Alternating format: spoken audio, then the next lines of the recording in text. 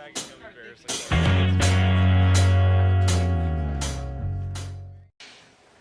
don't get this at all, this diamagnetism stuff. In the diamagnetic effect, an applied magnetic field on a material produces an optically directed field in response, resulting in a repulsive force. Oh, diamagnetism is just the property of an object which causes it to create a magnetic field in opposition to any externally applied magnetic field, which causes a repulsive effect. Wait, does that maybe help to use it to help levitate magnets and stuff? Yeah, it does. Man, if only we had a conveniently prepared experiment that showed just that. Wait, didn't you do that? Whoa, no way! Alright, so what we have here is our little experiment for diamagnetism. What you see in front of you is a roundy snack bag box with a few Magic the Gathering cards on top and a large ceramic magnet on top of that. Below, you will see a carbon graphite plate with a very small rare earth magnet on it. Now, as we remove Magic the Gathering cards slowly from beneath the ceramic magnet, you will be able to see the rare earth magnet slowly rise up until it's levitating just above the carbon graphite plate.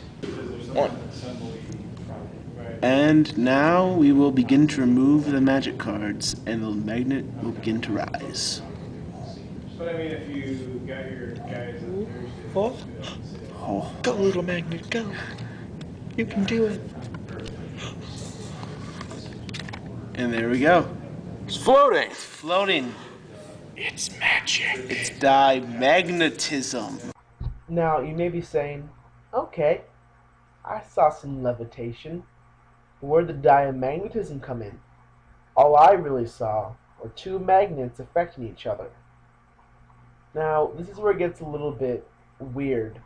So that carbon graphite that we had, that tiny little plate below the magnet, is actually one of the most diamagnetic materials in the world. But even that produces a very, very small diamagnetic field. But what it does produce is just enough to stabilize the magnet's levitation. So although the experiment might have worked without the diamagnetic material, it does make the experiment more effective, meaning that without it, the magnet wouldn't have levitated as much. That was so cool! God, magnets are awesome! Say something, Jeremy. Oh, I have to do math now.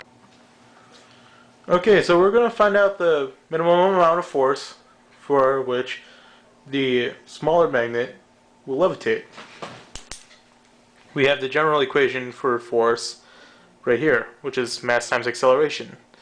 In this case, we're going to have to overcome the weight of the object, which would be mass times acceleration due to gravity.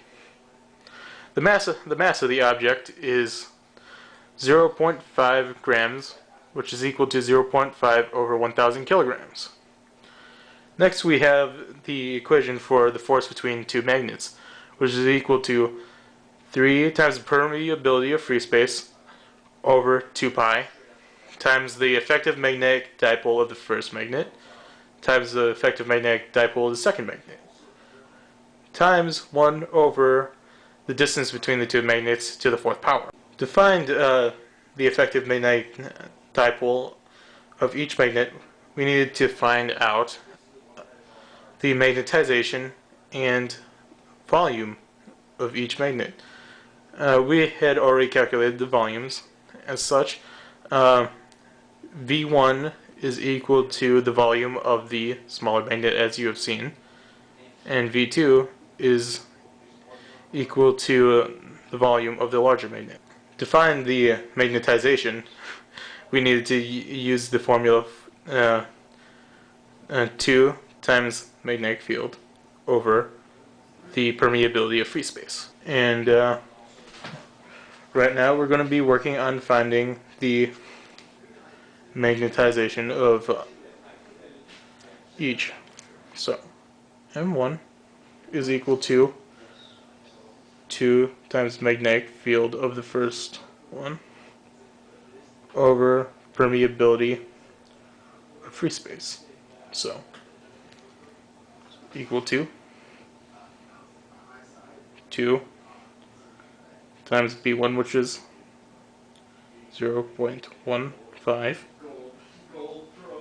over permeability of free space which is 4 pi times 10 to the negative 7th. To keep this formula more accurate, we're going to keep it in a simpler form, 0.3 over 4 pi times 10 to the negative 7th. And now we have to do this again for the other magnet. 2 is equal to 2 times B2 over permeability of free space, which is equal to 2 times 0.10 over permeability of free space, 4 pi times 10 to the negative 7th. Again, trying to keep it simple, put it as 0.2 over 4 pi times 10 to the negative 7th. So now that we've found the magnetization, now we already have the volumes of each. Now we have the effective magnetic dipoles of both, which we can plug into the equation right here. So force is equal to 3 times the permeability of free space, 4 pi times 10 to the negative 7th, all over 2 pi times the effective magnetic dipole of the first magnet, which is M1 times MV1.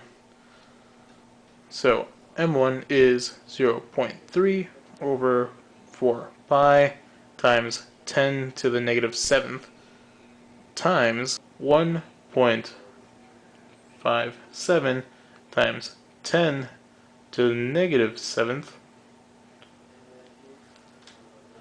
times the effective magnetic dipole of the second one, which is equal to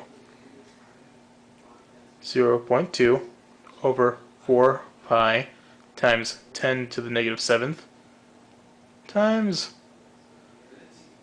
6.90 times 10 to the negative 6th. And all of that multiplied by 1 over the distance between the two magnets, which is 15 over 100 to the 4th. Now I'm going to be plugging this into the calculator. We come up with an answer of 0.00478 Newton. Now let's go back and check it with the equation for the weight of the magnet that's being levitated. Force is equal to mass times acceleration. The mass was 0.5 over 1,000 times 9.81. Acceleration due to gravity. Come up with an answer of 0.004905 newtons. It's pretty close.